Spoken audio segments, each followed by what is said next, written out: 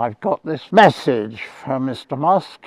We've crushed fascism before, and we'll crush it again. So this recent article from the New Republic says Elon Musk is an evil piece of garbage and an A-level fraud too. They're certainly not holding back.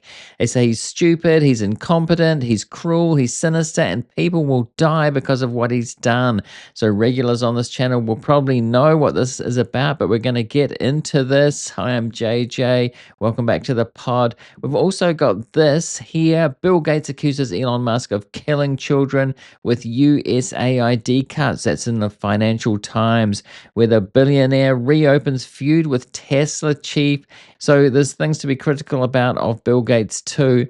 But it's interesting to see this feud and what Bill Gates is saying about what Musk did with DOGE. And so it's related to that other article too.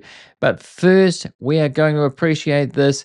This is a tank rolling over a Tesla with a World War II veteran. Not many of them left. He's 98 years old, Ken, and he knows what fascism looks like. He said, we've crushed it before and we're going to crush it again.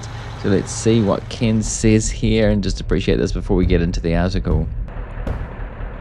My name is Ken Turner, and I'm 98 years old, and I've served in the British Army in World War II, as did this Sherman tank.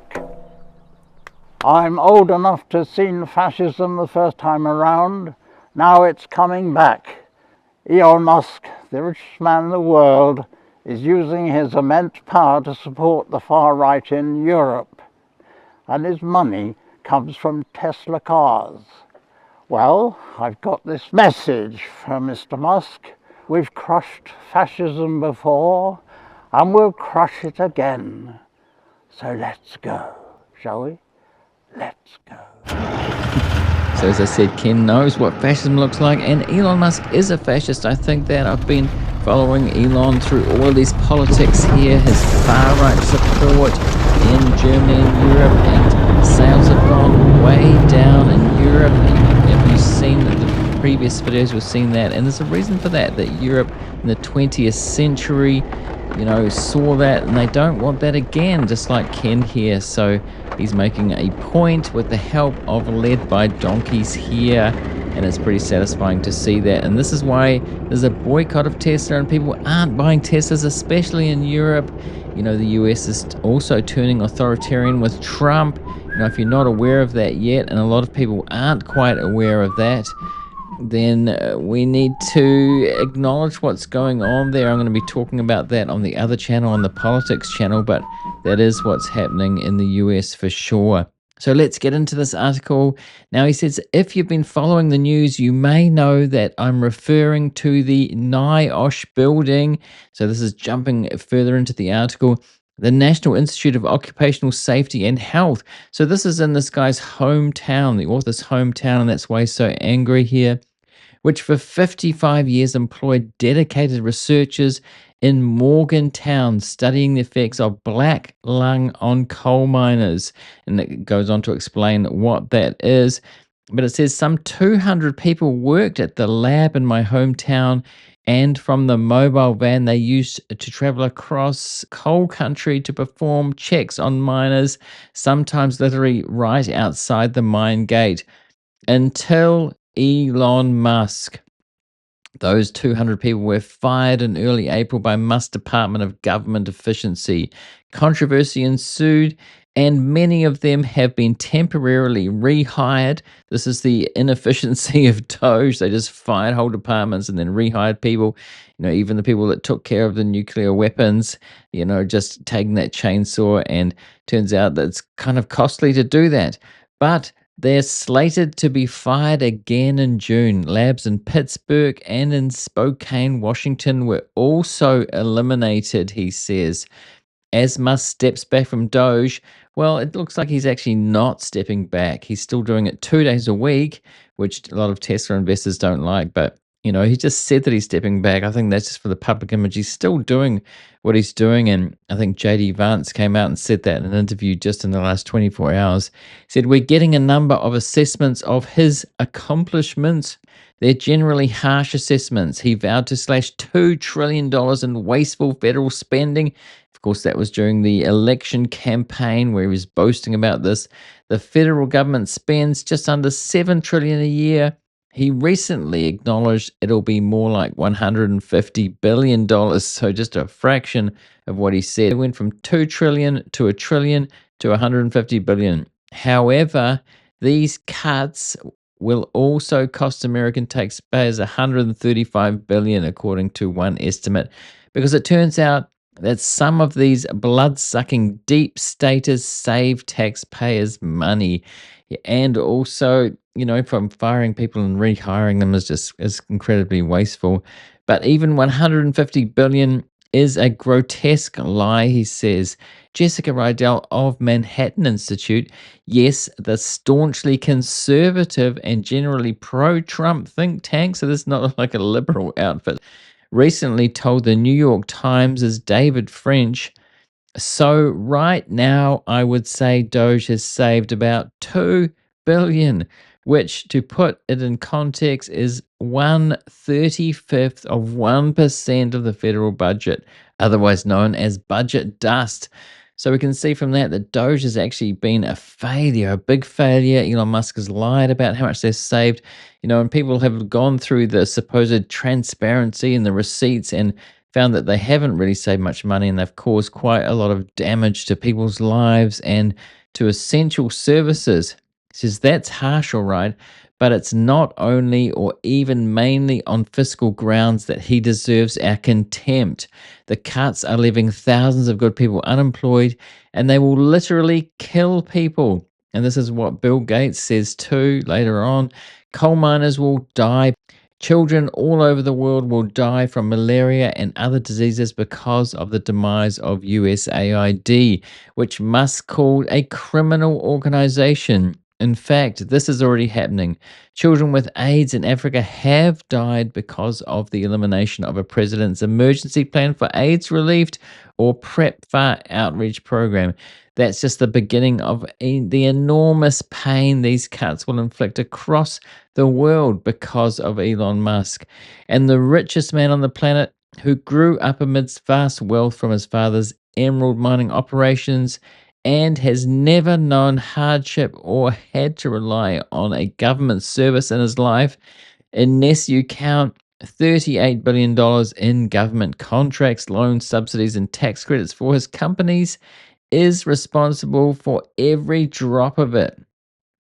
He continues, be that as it may, Musk is a poisonous human being. He may be good at making money with the help of government subsidies, but he is planet Earth's greatest walking proof that the skill does not automatically confer other skills, despite how much our culture and especially right-wing media lionizes the super rich. That's true, especially American culture, Western culture. If you're rich, you must be super intelligent.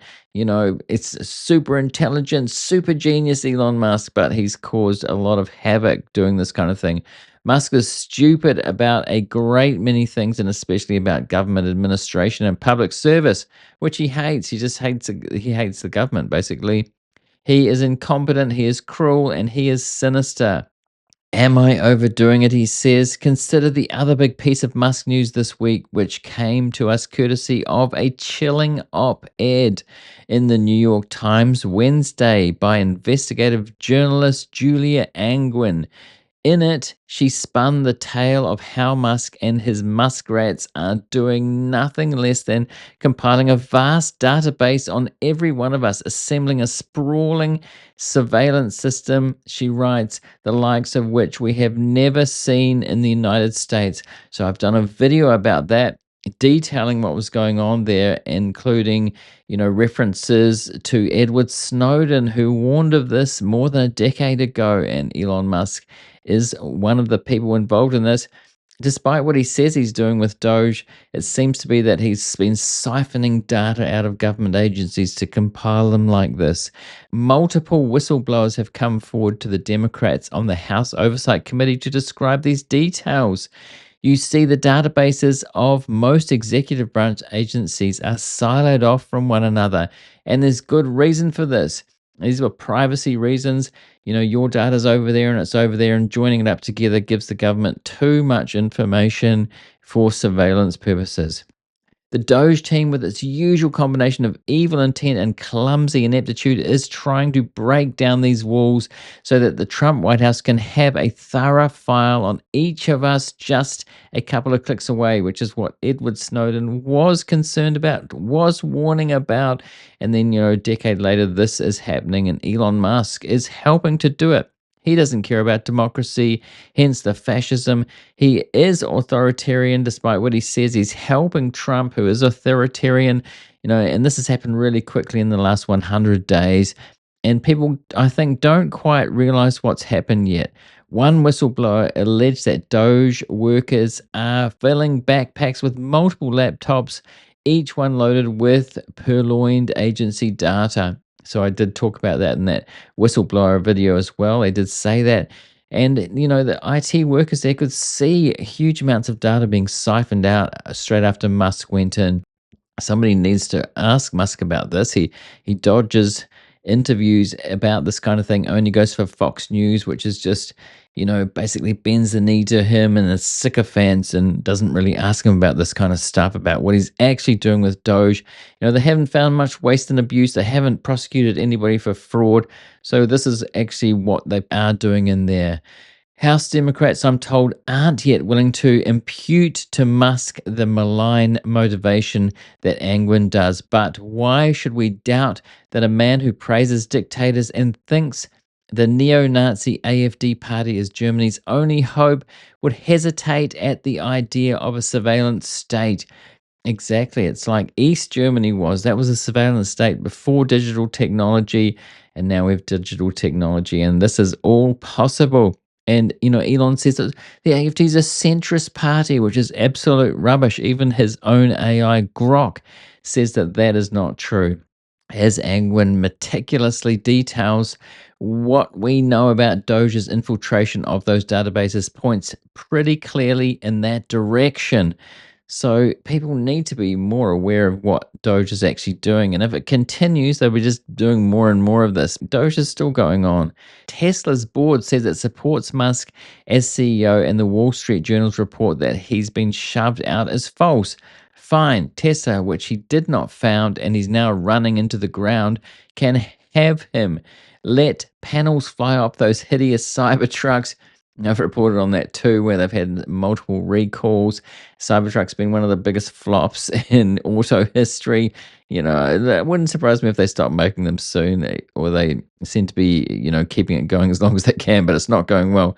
Please give this destroyer of worlds a smaller world to destroy. So that guy is pretty angry at Musk for doing all these things and not holding back. Now we get to this Financial Times article. Bill Gates accuses Elon Musk of killing children with his USAID cuts. Now, before we get into that, if you are getting value out of this episode so far, I'd really appreciate it if you remember to hit that like button to help the algorithm to spread it to more people. And it could need some help to spread with this kind of content, I think. So, okay, billionaire philanthropist Bill Gates ratcheted up his feud with Elon Musk, accusing the world's richest man of killing the world's poorest children through what he said were misguided cuts to US development assistance. Gates, who is announcing a plan to accelerate his philanthropic giving over the next 20 years and close down the Gates Foundation altogether in 2045, said in an interview that the Tesla chief had acted through ignorance. Now, Bill Gates is pretty understated, pretty mild in criticism. So when he does give criticism, he really means it. In February, Musk's so-called Department of Government Efficiency, DOGE, in effect shut down the US Agency for International Development. So this is a soft power agency, the idea to help people around the world, to give people a sort of good feeling about the US. And, it's basically soft power rather than hard military power. The main conduit to USAID saying it was time for it to die. That's what Elon said. The co-founder of Microsoft and once the world's richest man himself said the abruptness of the cuts had left life-saving food and medicines expiring in warehouses and could cause the resurgence of diseases such as measles, HIV, and polio. And there have been multiple reports of this, people on the ground saying, there was stuff ready to go there was supplies ready to go, and it couldn't go out. Life-saving things, and it was Elon's fault. The picture of the world's richest man killing the world's poorest children is not a pretty one, Gates told the Financial Times. And Gates also said that Musk cancelled grants to a hospital in Gaza province, Mozambique, that prevents women transmitting HIV to their babies in the mistaken belief that the US was supplying condoms to Hamas in Gaza in the Middle East. So this is what was the news story was at the time. It was just ridiculous, completely mistaken. This is how inept that Musk is, where he just saw Gaza and thought, wow, why are we sending things to Gaza? And they just rushed through it with his DOGE sycophants there, and they really just made a complete mess of it. I'd love for him to go in and meet the children that have now been affected with HIV because he cut that money, he said. Do you think he'd do that? Do you think he'd take time to go and see these places on the ground and see what's actually happening? Doubt it very much. He just doesn't care. Critics have accused Gates of using the foundation's charitable status as a tax shield and of parlaying his billions into undue influence on global health priorities. So no doubt people are going to say that in the comments. I'm well aware of that criticism, and Gates is not perfect by any means. There's just as much criticism of Gates as there is of Musk, but I think that Gates definitely has a point here. In a letter outlining his decision, Gates said, "People will say a lot of things about me when I die, but I am determined that he died rich will not be one of them. There are too many urgent problems to solve." So what do you think about this? Do you think that Gates has a point here? Do you think that the other author has a point about Elon Musk, that he's got nefarious intentions here with Doge? He's not about fraud and waste. It goes deeper than that. Is he creating a surveillance state? A lot of things point to that. As I said, he's gone forward very quickly and done these things, and people don't realize what's going on. They don't realize what Trump is doing, what he's doing. They lie all the time and flood the zone so you can't keep up with it. What do you think that Elon Musk is really up to? Let me know in the comments. And right now, if you're watching this on YouTube, I'm going to put a link there to a related video. Do go and see that now. And hi to everybody watching on Spotify. There's video on Spotify now. If you want to follow along there, you can watch on video. Those are the two places you can see it on video. On screen, I'm also going to put a subscribe link. Do subscribe if you're not already to get these videos all the time. I'm doing them daily. And thanks for watching this one, and I'll see you in the next one.